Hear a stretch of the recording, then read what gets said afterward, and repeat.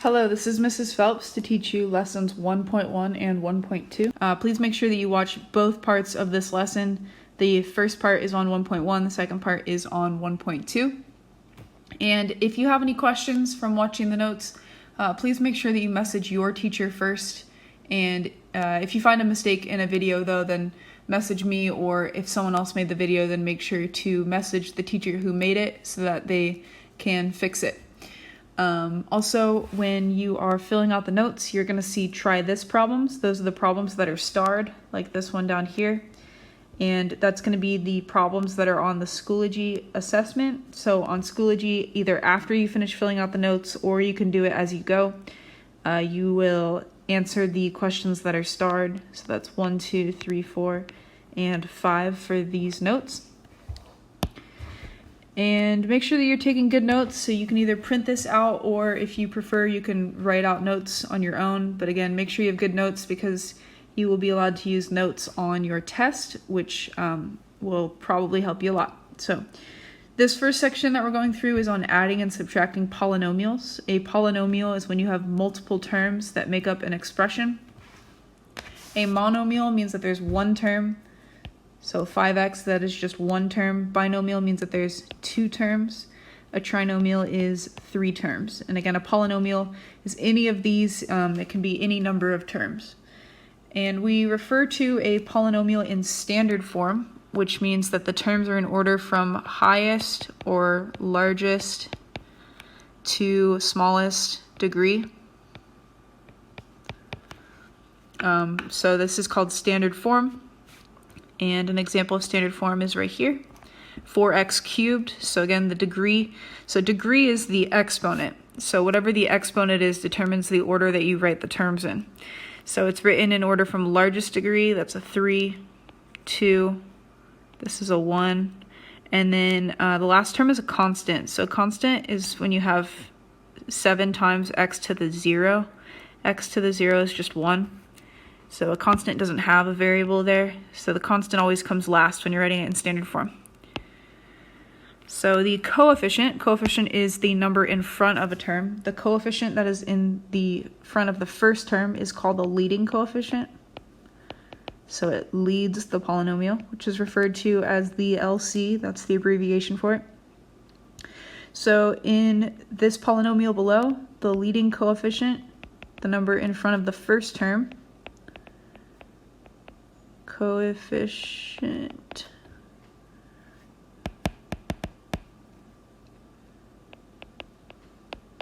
there we go.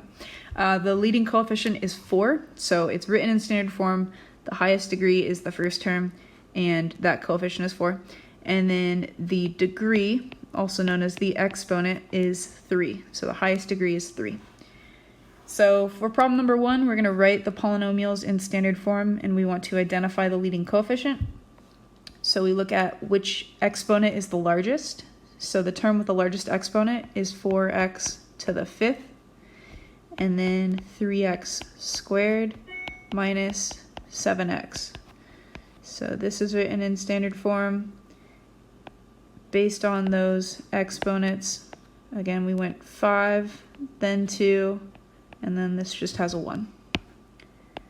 And the leading coefficient is the coefficient in front of the first term, but it's not 3. It's not 3 because that was not written in standard form yet. Once it was written in standard form, we can see that the leading coefficient is actually 4. And then if we were to identify what degree the polynomial is, that's the largest exponent. So the first exponent is 5.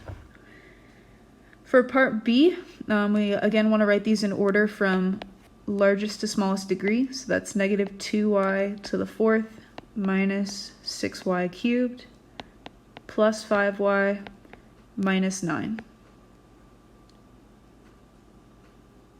And once we've written in standard form, we can identify the leading coefficient.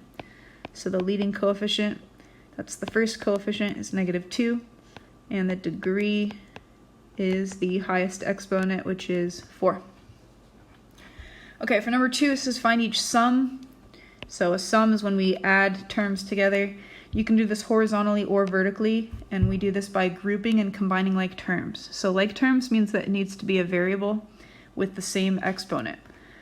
For example, we can add x plus 3x, that would make 4x, but we cannot add x plus 3x squared because they don't have the same exponent. So here we want to line up which terms go together. So we can add 2x squared with negative 4x squared. If you do this horizontally, that's just 2x squared minus 4x squared. And then the next terms, we've got 5x and 6x, so plus 5x plus 6x. And then the constants, that's negative 7 plus 3. So combine these together. 2x squared minus 4x squared, we're going to subtract. That's 2 minus 4 is negative 2x squared plus 11x minus 4. And this is written in standard form. I got it into, wow, that is quite a rectangle.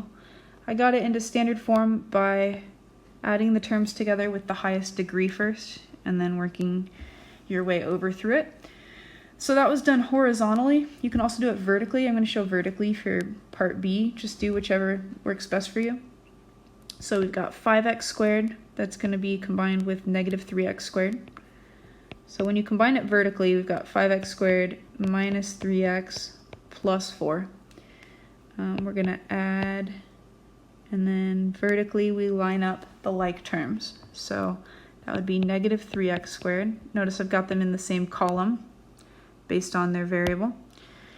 And then the second term, so negative 3x plus 6x and positive 4 minus 3. So 5x squared minus 3x squared is 2x squared plus 3x plus 1.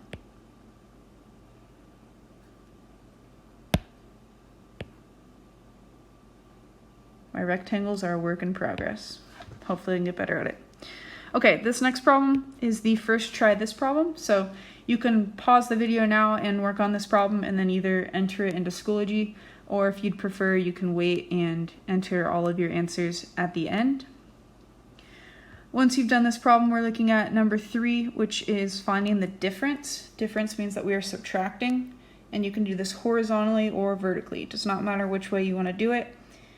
Sometimes it's easier to do it vertically if you've got multiple different degrees. So like for part B, you try this number 2. There's x cubed, x squared, x, and negative 4. Here there's just x cubed, x squared, and a constant. So make sure you're careful when you combine like terms and notice that one of the terms on the left does not have a like term in the right. So be careful with that. And looking at number 3a, we've got 3 minus 2x plus 2x squared. Again, I like to write this in standard form to start. That would be 2x squared minus 2x plus 3.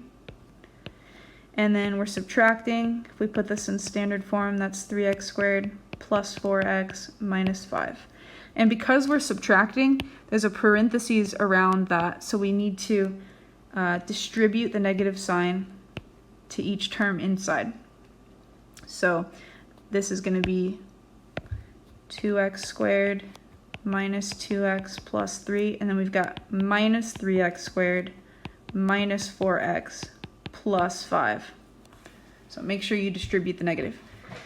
If we group these together, that's 2x squared minus 3x squared.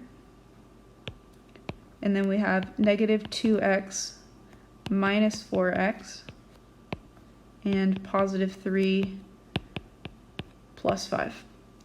So when we add and subtract, we need to just look at those coefficients. So that's negative 1x squared.